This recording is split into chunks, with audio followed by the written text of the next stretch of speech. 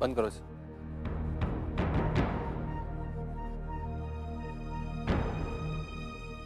देखिए इंस्पेक्टर, आप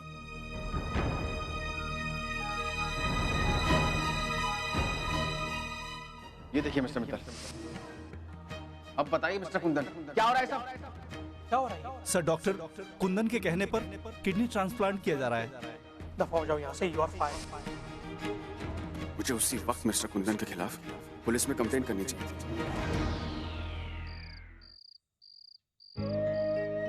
मानो बेटे, मेरी एक बात सुन। आज की रात तू घर पर ही रहना, सुबह उठ के हॉस्पिटल जाना। आज का दिन सचिन जाएगा। है? नहीं, मैं तो आता ही नहीं। तूने इतना फोर्स किया इसलिए चला है। अर्चना को छोड़कर मैं यहाँ नहीं रह सकता।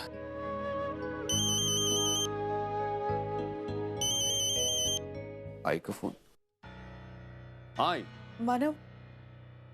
मानव ओनीर को पुलिस पकड़ कर ले गई। क्या? लेकिन कैसे?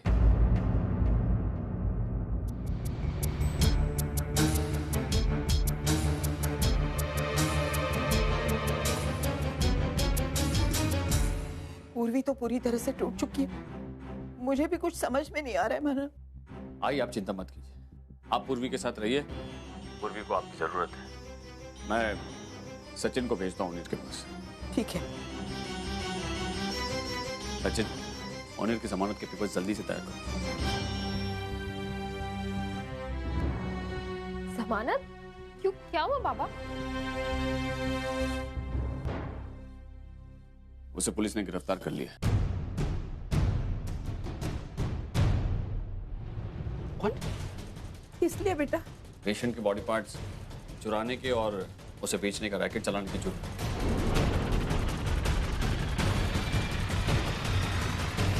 लेकिन बाबा, हम लोग जानते हैं ओनिर को, ओनिर ऐसा कुछ नहीं कर सकता। ये सब बकवास है। हाँ हाँ हाँ, हमें भी ओनिर पर पूरा भरोसा है।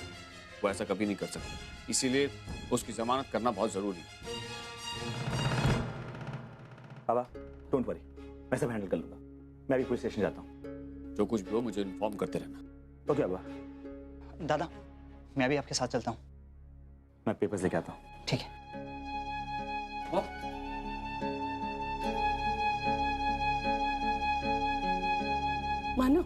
मानो पूर्वी कैसी है? सुलोचना ही बता रही थी कि टूट चुकी है, बहुत रो रही है। तो अभी हमें सुलोचना ताई के घर चलना चाहिए। पूर्वी को हमारी जरूरत है। चल चल चल निकलते।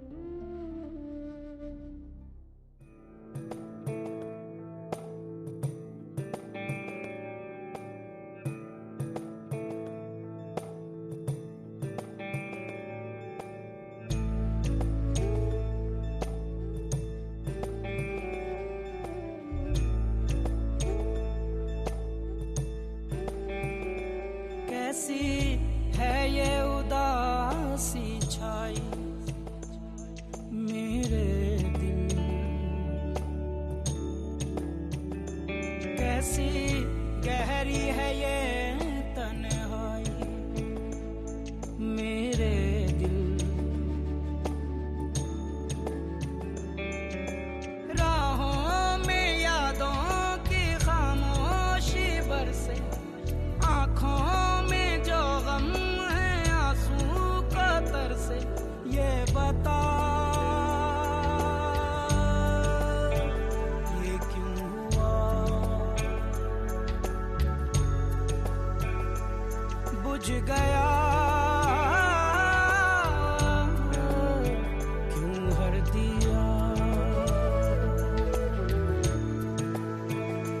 कैसी है ये उदासी छाई मेरे दिल।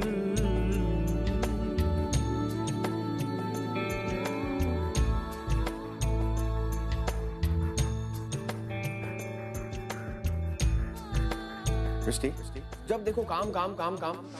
दवाई ली तुमने? मांग था। बैठो तुम, बैठो यहाँ पे। दवाई क्यों नहीं लेते तुम टाइम पे? ये लो। ऐसा ही सदा होता है। चल, ये दवाई ले। नहीं आज दवाई तो तुझे खानी ही पड़ेगी। एक तो तेरी तबीयत ठीक नहीं, ऊपर से ओनीर का टेंशन। दवाई नहीं खाएगी और तबीयत और बिगड़ेगी ना तो ओनीर परेशान हो जाएगा। तू ये सब चाहती नहीं ना? तो ले जल्दी से खा।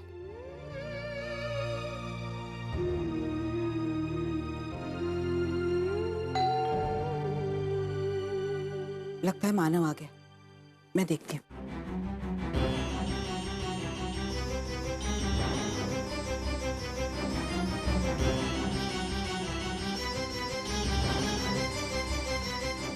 मानव, मानव, देखो ना ये सब क्या हो गया।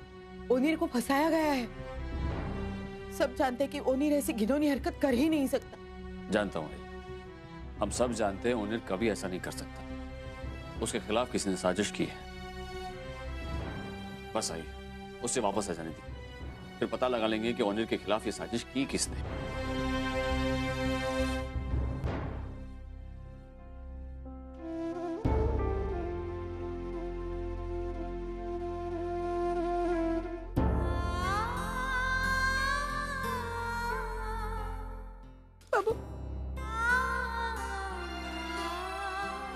पापा उन्होंने कुछ नहीं किया, वो बेगुनाह है। जानता हूं, तू चिंता मत कर। सचिन गया है उसकी जमानत करवाने, बस अभी आता ही होगा उसे लेकर।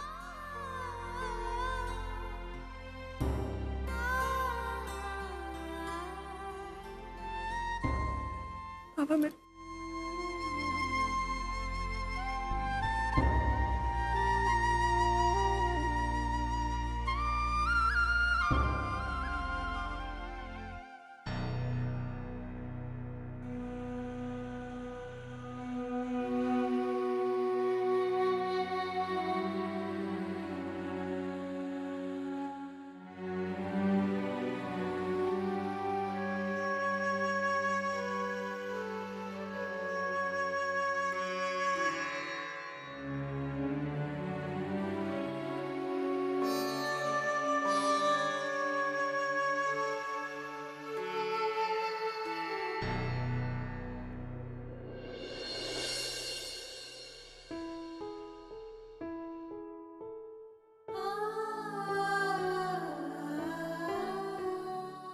ओनिर ऐसा कभी नहीं कर सकते।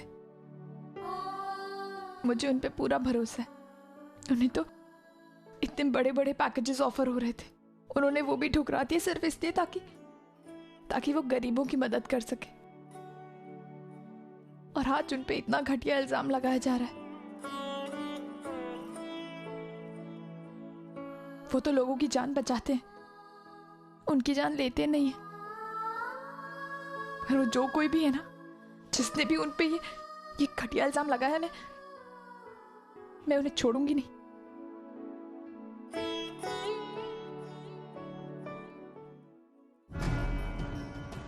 मुझे तो लगता है कि पूर्वी इस बच्ची के थ्रू अर्जुन के करीब जाने की कोशिश कर रही है।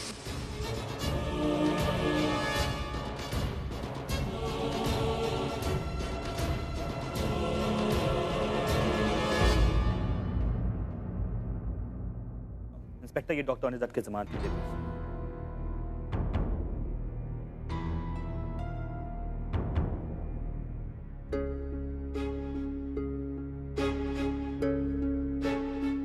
मोटा भाई फोन, ये क्या?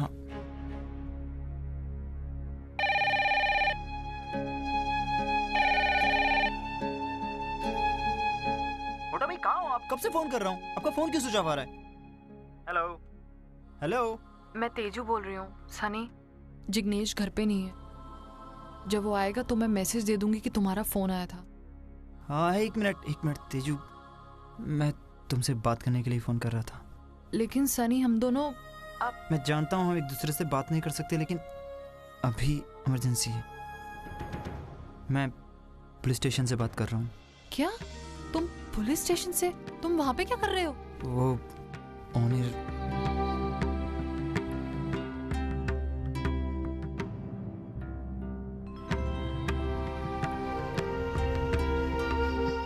लेकिन सनी, सच्चू दादा है ना वहाँ पे?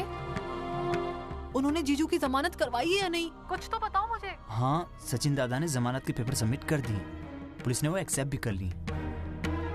मैं बस तुम्हें इन्फॉर्म करने के लिए फोन कर रहा था। थैंक्स सनी।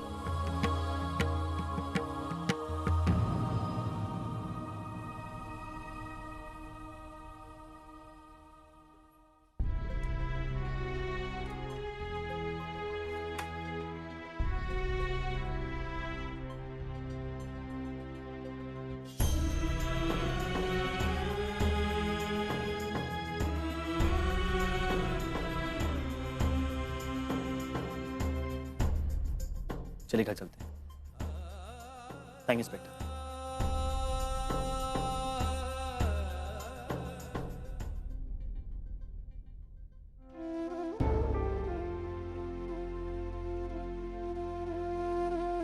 पूर्वी,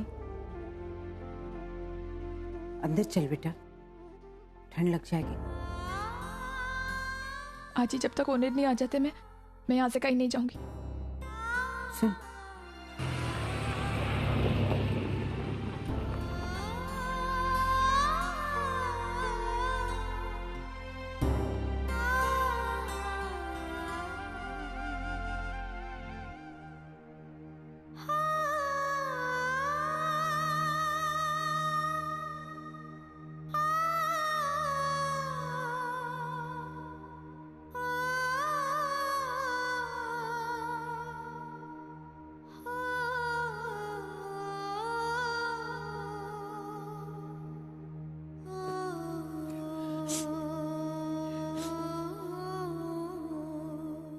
कैसी हो तुम?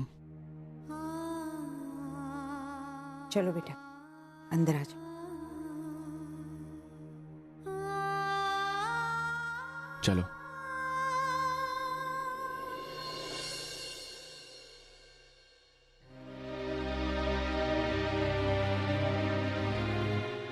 फाइन, ठीक हो?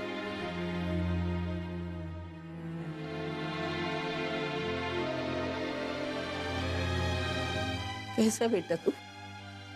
ठीक हूँ। हमें तुम्हारी बहुत चिंता हो रही थी।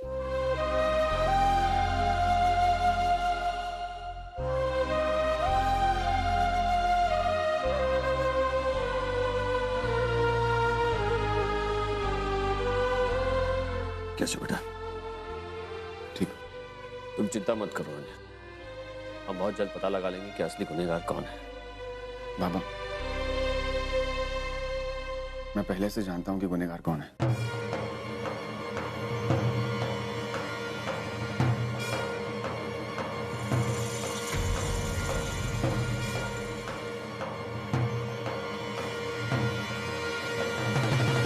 लेकिन मुझसे बहुत बड़ी गलती हो गई कि मैंने उसके खिलाफ कोई पुलिस कंप्लेंट नहीं की, और उस गुनहगार के बारे में मैं हमारे परिवार को रिवील नहीं करना चाहता था।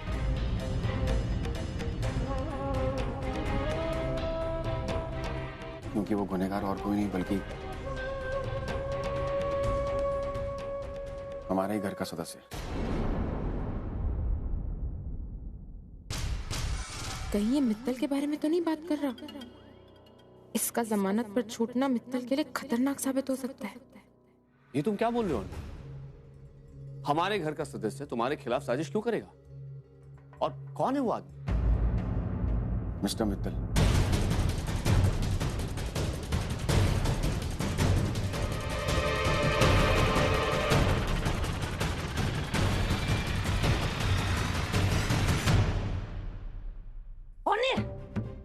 ये क्या बकवास कर रहे हो तुम?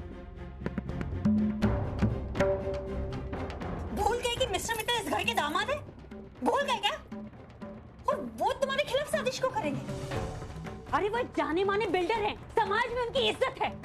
अरे पेशेंट के बॉडी पार्ट्स चुराने वुराने से या बेचने से उनका क्या लेना देना? देखिए मामी, मैं पहले से जानता था कि आप लोग इस तरह रिएक्ट करेंगे, इसलिए आप सब लोगों से मैंने बात छुपाई।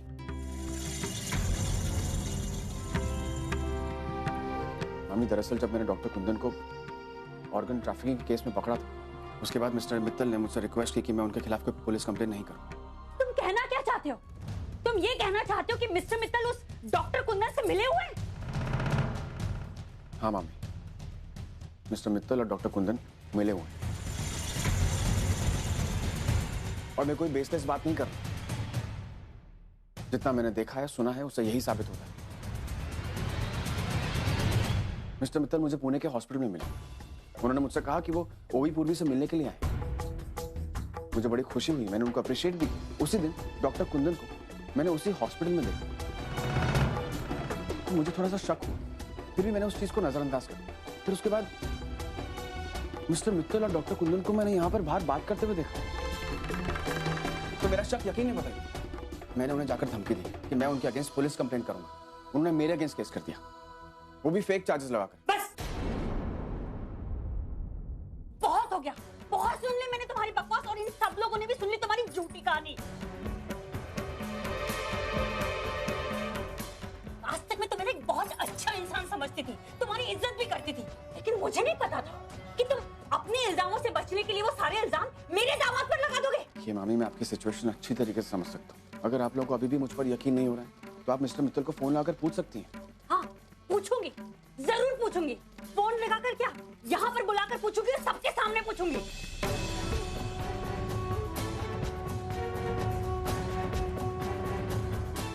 मुन्नी, फोन लगा मिस्टर मित्तल को और यहाँ पर बुलाओ उन्हें।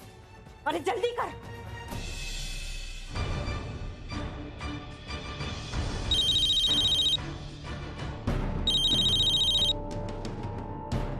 हाँ बोलो, क्या है? आप अभी मेरे घर आ सकते हैं? भाई क्यों, क्या हुआ? हाँ, थोड़ा अर्जेंट काम है, प्लीज जल्दी आ जाए। ठीक है, मैं आता हूँ।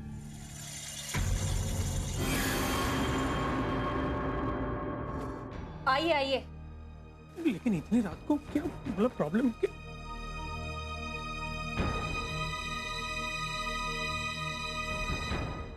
मुझे ये क्या हुआ, क्या है? Is everything all right? नहीं, यहाँ कुछ भी ठीक नहीं है। इस घर में आप पर कुछ गलत इल्जाम लगाए गए, बस उसी की सच्चाई साबित करने के लिए मैंने आपको यहाँ बुलवाया।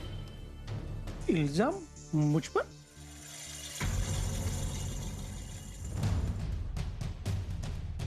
कैसे इल्जाम मम्मी जी? मिस्टर मित्तल, इतने भोले बनने की कोशिश मत कीजिए। आप और डॉक्टर कुंदन ऑर्गन ट्रैफिकिंग का काम करते हैं, ये मैं अच्छी तरीके से जान चुका हूं।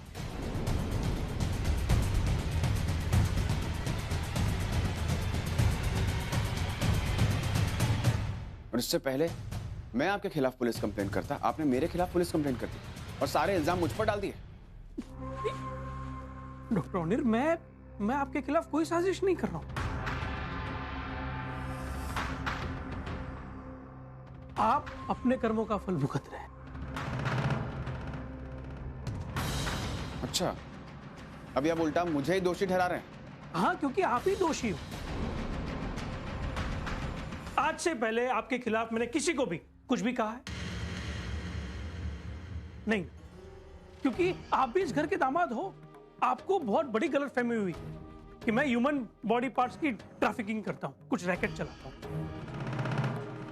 इनफैक्ट आपका एक घिनौना सच मैंने इन सबसे छुपाया है। सच? कैसी सच्चाई?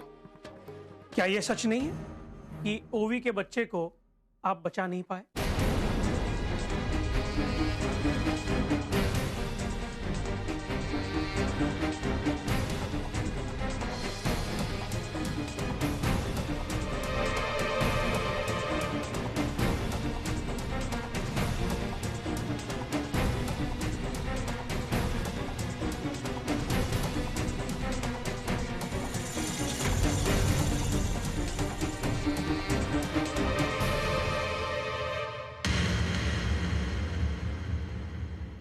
मिस्टर मित्तल,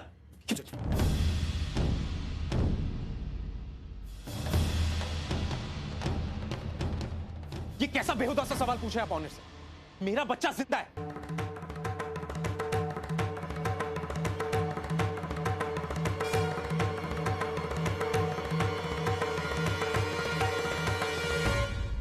जवाब दीजिए डॉक्टर ओनिर दत्त। इन सबको मेरे पे यकीन नहीं हो रहा।